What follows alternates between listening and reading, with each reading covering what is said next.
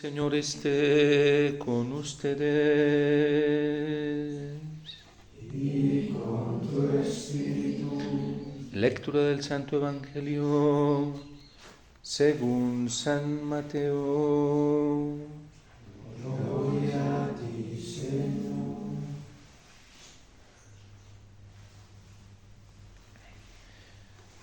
La generación de Jesucristo fue de esta manera. María, su madre, estaba desposada con José y antes de vivir juntos, resultó que ella esperaba un hijo por obra del Espíritu Santo. José, su esposo, como era justo y no quería denunciarla, decidió repudiarla en privado.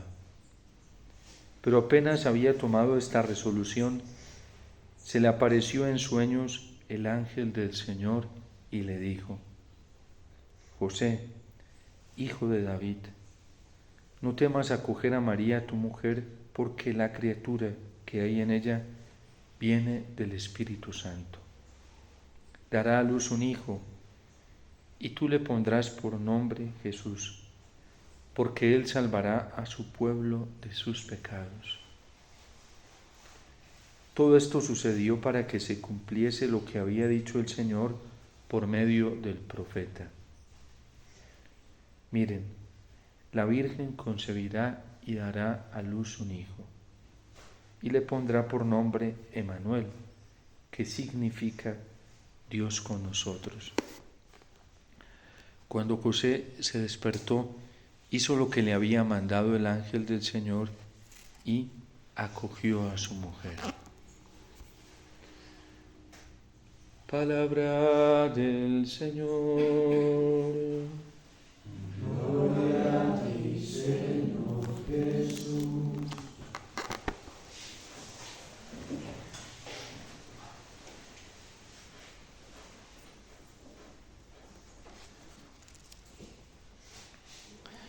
Nos estamos preparando para acoger al Señor en su nacimiento. Y hoy San Mateo nos muestra, y el Espíritu Santo a través de esta lectura de San Mateo en el Evangelio, que no es fácil acoger al Señor.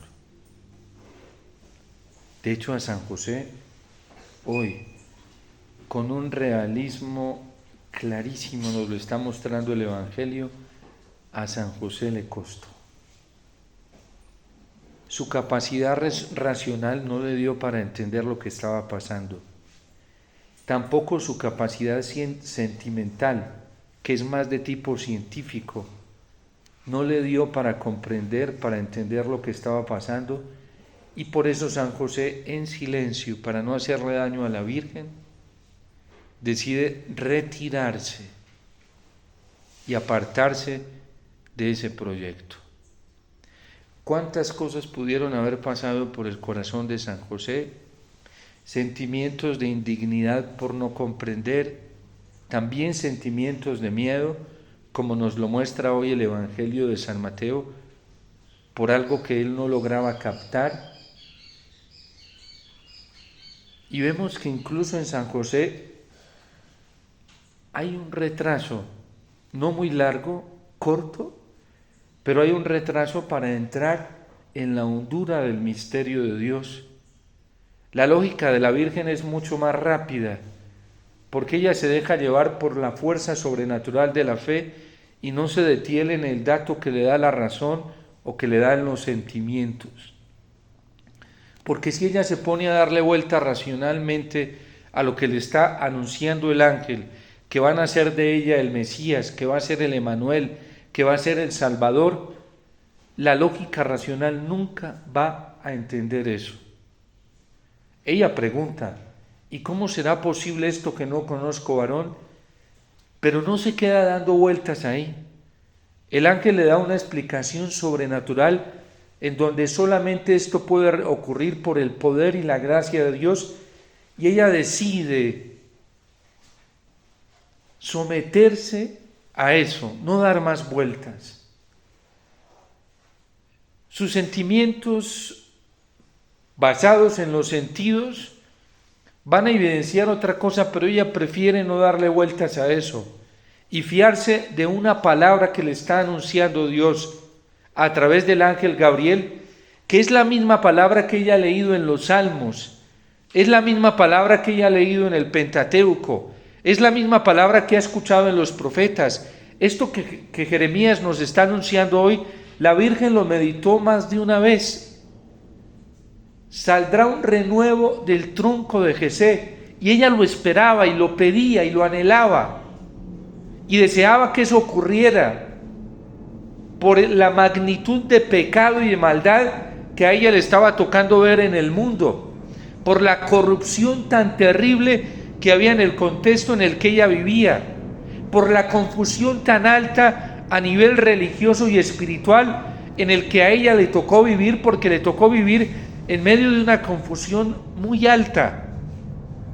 Pensemos en la división tan alta que tenía el pueblo de Israel.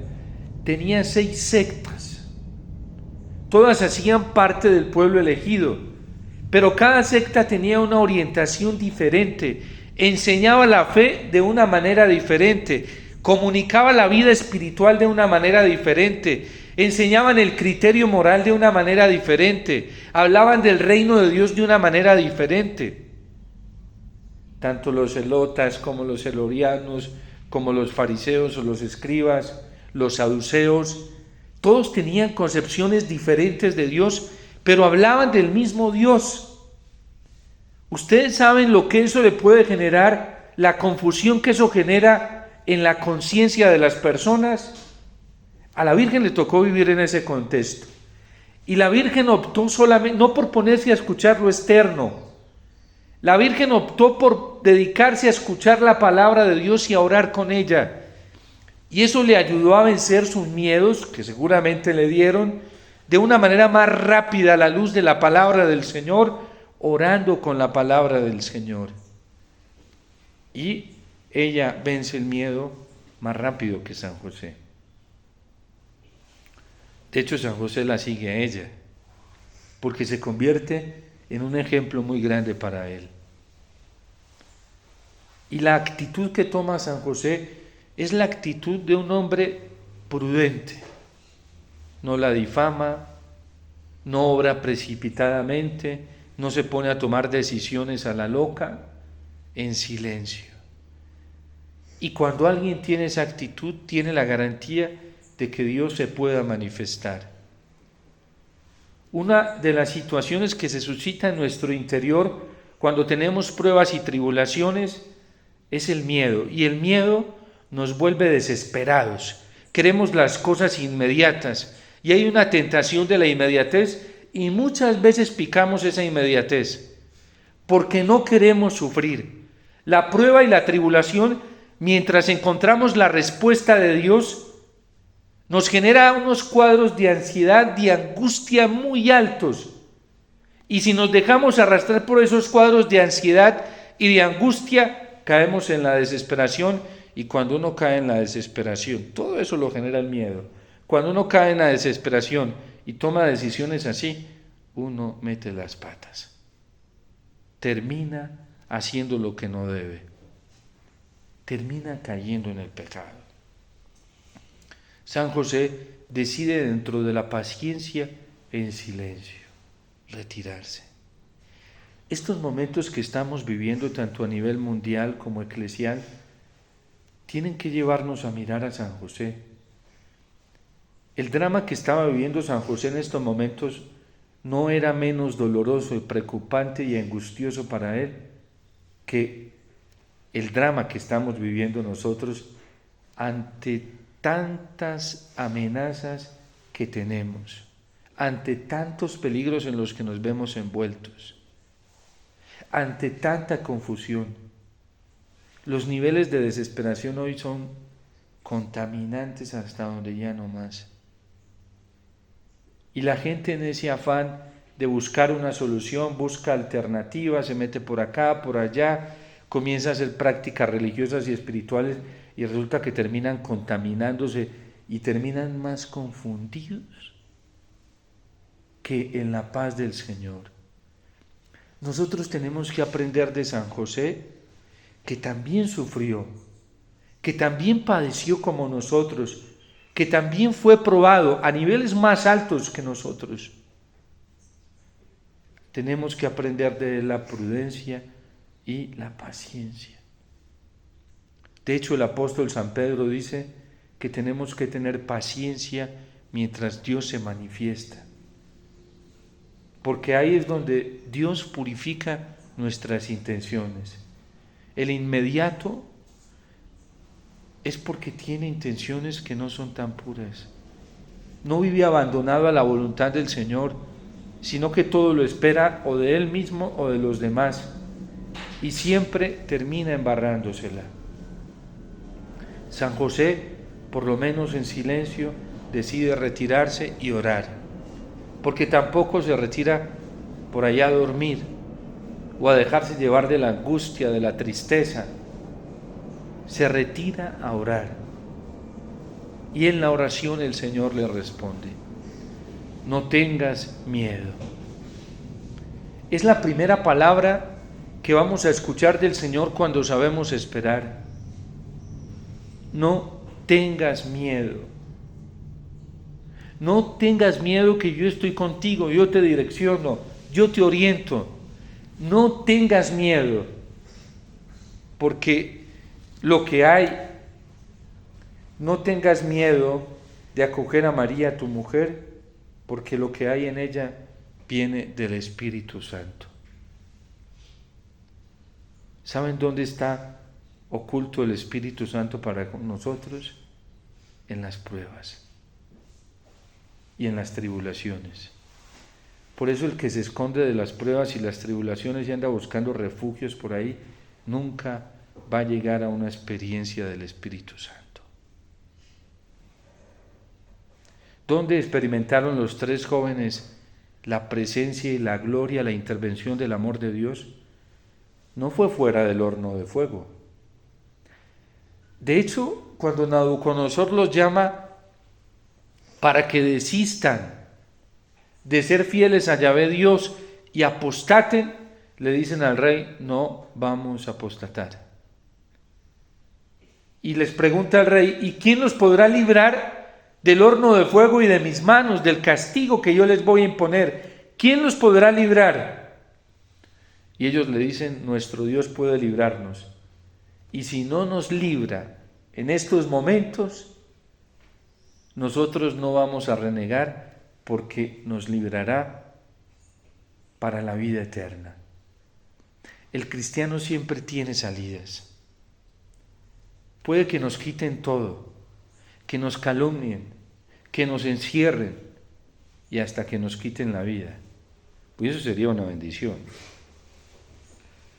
Y en la fe hay solución para todo, hasta para la muerte.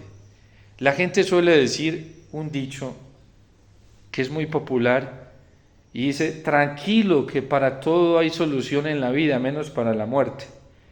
Nosotros los cristianos decimos: tranquilo, que para todo hay solución en la vida, hasta para la muerte.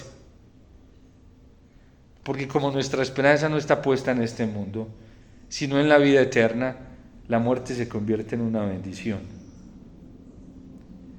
¿Para quién es un tormento la muerte? Para el que no vive en la experiencia del amor de Dios.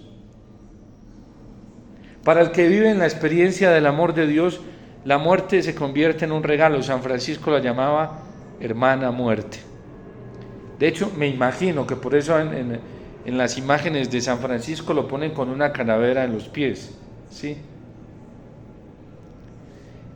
La libertad que nos trae la fe, no la razón, no los sentimientos. La libertad que nos trae la fe es tan grande que nosotros los cristianos se nos acaba el miedo hasta para la muerte. La fe la quita. Y por eso la fe le dice a José: no tengas miedo de coger a María contigo, porque lo que hay en ella es del Espíritu Santo. Yo recuerdo, creo que ayer se los contaba, estos días compartiendo con mi mamá, decía: mi hijito, yo le dije: mamá, usted sí pensaba que yo iba a ser sacerdote. Mío, del que menos pensé, el que menos pensé, me dijo: no, de usted no, yo pensé que el que iba a ser sacerdote era su hermano. Claro, es que no tenía ni apariencia ni presencia de ser sacerdote. Y entonces me contaba ella, cuando yo me vine para la comunidad, mi familia se puso en un nivel de preocupación muy alto conmigo. Mi mamá, que oraba por mi conversión, se asustó y en mi casa se prendieron las alarmas. Omar se enloqueció. Yo andaba enamorado, andaba en otro cuento, consiguiendo dinero, exitoso en mi trabajo. Y de un momento a otro me toca el corazón el Señor. Eso fue en segundos. Y en esos segundos que pasaron hubo una transformación. No fue exterior, fue una transformación interior. Yo llevaba mucho tiempo con insomnio, no podía dormir. A partir de ahí me di cuenta que estaba tan sano que dormía como un bebé. Nada me preocupaba. Y yo sabía que la gente se burlaba de mí, me criticaban, decían que me había enloquecido, que era fanático. Hasta en mi familia. Y a mí eso ni me atormentaba, para nada. Con mayor razón me daba cuenta que algo estaba ocurriendo interiormente en mí.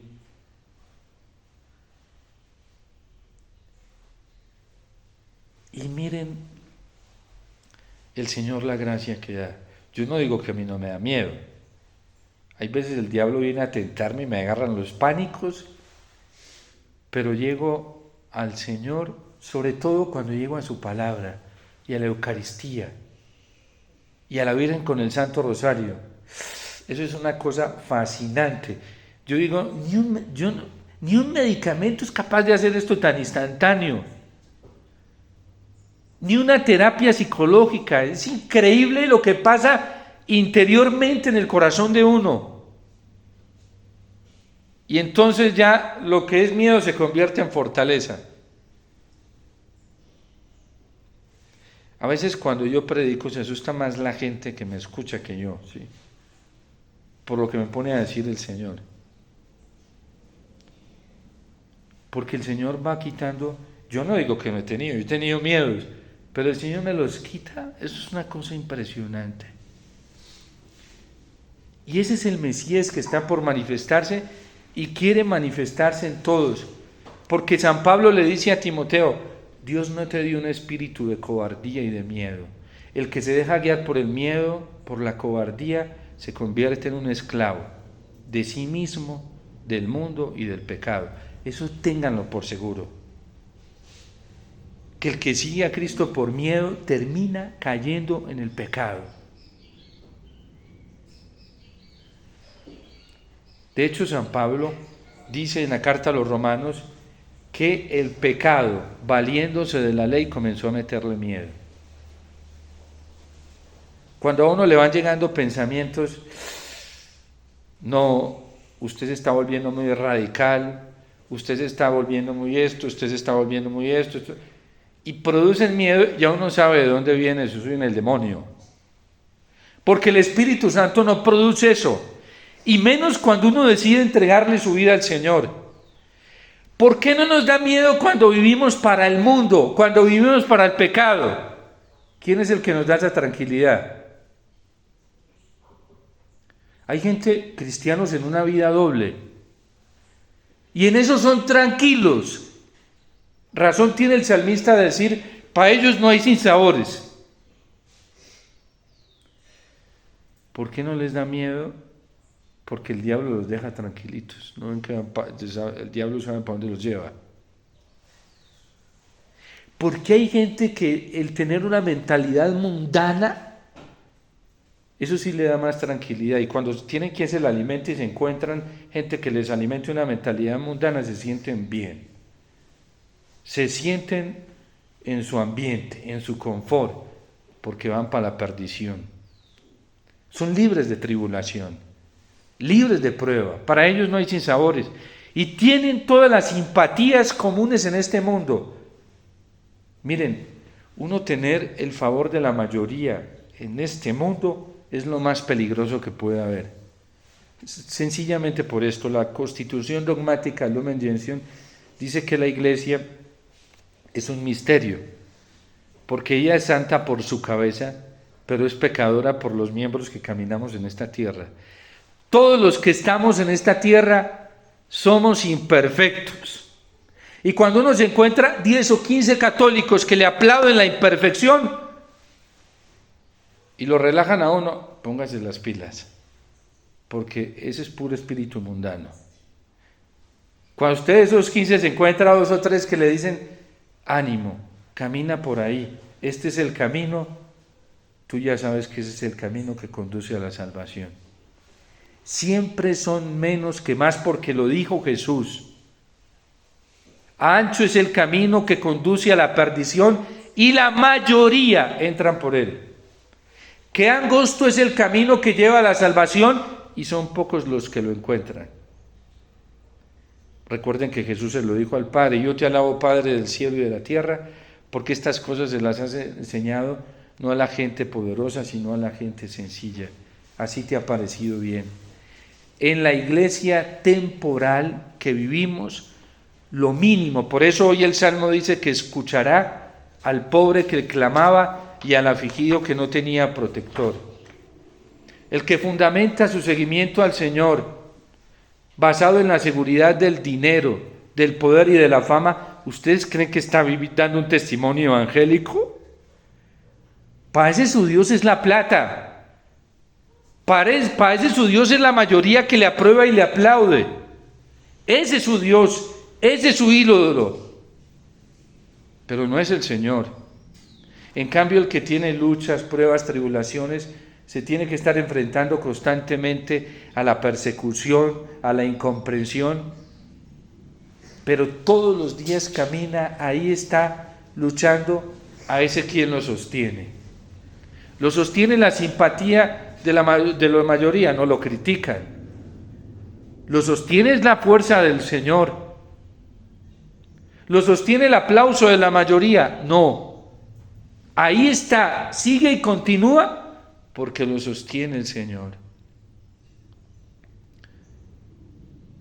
San José entra en un camino de comprender el misterio de Dios. Y no es fácil, porque vamos a ver al Mesías, al que viene a salvarnos y nos trae alegría, lo vamos a ver en un camino de pobreza. Lo vamos a ver en un camino de sufrimiento. Lo vamos a ver en un camino de tribulación constante. Ya a los 8 días de nacido, le toca enfrentarse a la prueba. Miren, pongan mucho cuidado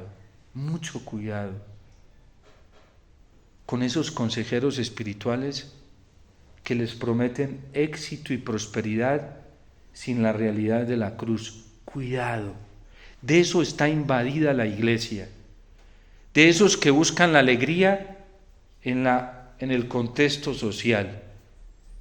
Hoy hay comunidades dentro de la iglesia que son clubes, no son comunidades cristianas, eso sí, tienen la apariencia porque se parecen, son clubes. Y el motivo y la causa de su alegría y de su fortaleza no es la tribulación, ni la prueba, ni la cruz. Es poder estar confort. El Papa Benedicto XVI en su libro Póstumo lo ha denunciado, cómo hoy la concepción luterana del sacerdocio sin cruz le ha hecho tanto daño a la Iglesia Católica. Hay obispos que no les gusta la cruz y son burocráticos y se sienten contentos y felices porque tienen el aplauso de la mayoría. A ver cuando estén en la prueba si son capaces de dar testimonio del Señor. Cuando los rechacen, cuando no los quieran, cuando los incomprendan. Ahí es donde se nota el apóstol. A ver, esos sacerdotes que hoy tienen el aplauso y el favor de la gente en sus comunidades, ahí es muy fácil hablar del amor del Señor. Y cuando eres probado, y cuando estás pasando por la tribulación, y cuando te viene la tentación, ahí es donde se nota el apóstol, que verdaderamente es del Señor. Hay cristianos que, miren, laicos, que están en grupos sociales, son clubes sociales, no son comunidades cristianas, tienen la etiqueta de comunidad, son clubes sociales y se sienten felices y los grandes ahí, porque llevan una camiseta de la Virgen, porque llevan un rosario o una medalla, pues así, Cuando tú te encuentras con 10 o 20 viviendo lo mismo, pues ahí eso es muy botado y tú ni sabes si eso no es. Y eso es tan espantoso que saben cómo miden la conversión de la gente, si llevan la medalla por fuera o no. Para estos pobres, por ejemplo, un santo como Andrés Kim, de los que yo me imagino que muchos ya han visto la película, cómo le tocó vivir en Surcorea, que no tenía las insignias religiosas, es un desconvertido, porque no lleva la medalla de la Virgen. Así son de ciegos, porque la hipocresía es demoníaca. La hipocresía solo se fija en lo externo, no en lo interno. Hay cristianos que creen que les va muy bien porque consiguen plata todos los días. Y dicen, es que Dios me está bendiciendo mucho. ¿Y cómo está tu corazón? ¿Cómo está tu fidelidad al Señor? La vida de San José y la Virgen, desde que acogieron al niño, no fue una vida de apariencia, fue una vida de prueba y de tribulación constante. A San José ya aquí le está empezando la tribulación, y es en la prueba y en la tribulación donde el apóstol se conoce. Aquí logra encontrar la paz del Señor. A San José no se le aparecieron 10 o 15 y le dijeron, tranquilo José, venga que nosotros lo acompañamos.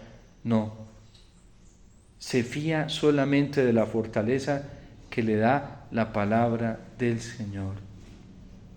Y por eso nosotros tenemos que buscar esa fortaleza en la oración, no externamente. A San José le responde el Señor y le da toda su fuerza, es el Señor. Cuidado, porque hoy, vuelvo y lo repito, hay clubes que tienen nombre de cristianos y están dentro de la jerarquía, están dentro de la vida sacerdotal, están dentro de la vida consagrada. Hay que ver cómo muchos consagrados fundamentan su vida comunitaria solamente en el compartir social, no en el Señor.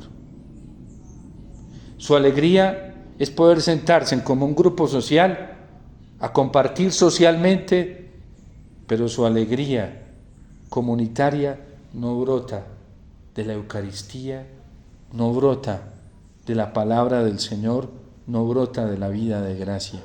¿Ustedes creen que eso es cristiano? Eso no es cristiano. Eso es anticristiano. Hay familias que su alegría no es el Señor. Su alegría y su vínculo de unidad es la plata, es lo económico, es el confort. Pobres, ¿cómo van a terminar? Y cuando lo pierdan todo, porque así es el dinero, hoy lo tienes, mañana no lo tienes. A mí me ha tocado ver gente cómo cae en la desesperación, porque en un momento tenían de todo y como humo se les esfumó todo eso y ya no saben qué hacer con su vida. Se destruye su hogar, se destruyen sus familias, porque el vínculo de unidad no es el Señor. El vínculo de unidad es el dinero. El vínculo de unidad es la aceptación externa. Hay esposas que definen la fidelidad cristiana de sus esposos por los comentarios externos buenos que los demás hagan de él. ¿Y quién dijo que los demás son los que definen si él es cristiano o no? Eso lo define el Señor. Hay esposos que definen la santidad de sus esposas por los comentarios externos que hagan de ella. ¿Y quién dijo que esos comentarios externos son la medida y la regla de vida cristiana? Hay gente que se define fiel al Señor por los comentarios que hagan de él o de ella externamente. ¿Y quién dijo que ese es el criterio para definir la santidad? A mí me ha tocado ver cómo hay gente que canoniza sacerdotes. Yo digo, ¿cómo hacen esto si yo sé que este sacerdote vive una vida doble? pero a la gente no le importa. El Padre es un santo. De religiosos y religiosas dicen, es un santo. Y yo dice, ¿y esto? Qué superficiales. Así de alta la ceguera es. ¿Y por qué dices que es un santo? Porque me quiere mucho. Ah, ya. Porque me trata muy bien. Porque me hace sentir muy bien. Ah, ya. Ya ese es el criterio de valor de santidad, pero ese no es el del Evangelio. El Papa Benedicto XVI lo denunció. Así es este pseudo-humanismo. Padre, porque me da todo lo que yo quiero. Porque me da gusto en todo. Miren, a mí esto me lo enseñaron ni siquiera en antropología cristiana, ni siquiera fue en antropología teológica, fue en antropología filosófica, que es la visión filosófica del hombre. Decían que el hombre no puede hacer ni buscar lo que le gusta ni lo que quiere, sino lo que le conviene. Imagínense una mamá haciendo todo lo que a sus hijas les gusta y le pidan. ¿En qué va a convertir esas hijas o esos hijos? En unos mediocres. A mí me ha tocado orar por jóvenes resentidos con sus papás. ¿Por qué estás resentido con tus papás? Padre, porque me daban todo lo que yo les pedía y mi mamá nunca me corrigió, mi papá nunca me corrigió y ahora estoy aquí condenado a esta adicción y no he podido salir de ella. Papás alcahuetes que nunca tuvieron la valentía de discernir qué era lo que a sus hijos les convenía. Porque yo recuerdo una persona que yo conocí, su niño de 5 años con diabetes. Y me dice, padre, usted no sabe la cruz tan grande para mí que es salir a la calle con él. Porque cuando salgo a la calle dentro de un centro comercial, lo primero que quiere son dulces. Padre, y en pleno supermercado se me tira a gritar delante de la gente que yo soy una mala mamá, que yo no lo quiero porque no le doy dulces. Ustedes saben lo que le pasa si la mamá le da ese dulce a ese niño con diabetes. Lo mata. Un coma diabético y ya. Y se le revuelca y le dice, tú eres una mala mamá. Después de esas palabras se las va a tener que tragar. ¿Qué tal que una mamá y un papá se dejen manipular de esa manera? ¿Qué tal que uno se deje manipular del criterio de las personas? Imagínense donde yo, el padre Omar, me deje manipular de las caras, de los rostros, de las actitudes, de las palabras, de lo que piense la gente, no le guste. Imagínense que mi ministerio sea en función de lo que la gente le guste. ¿Ustedes saben en qué quedaría yo?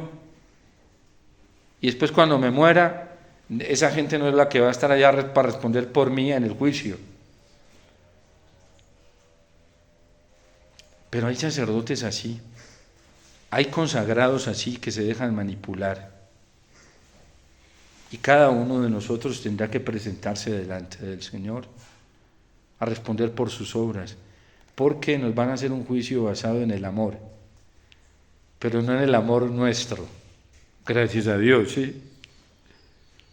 Porque el amor del común es relativista. Por eso decía Benedicto XVI, para tranquilizarnos, que cuando el amor no tiene la verdad cristiana, es un envoltorio vacío que cada uno llena a su antojo. El juicio que nos van a hacer a todos va a ser en el amor de Jesucristo. No va a ser en el amor del consenso, para que no nos dejemos engañar.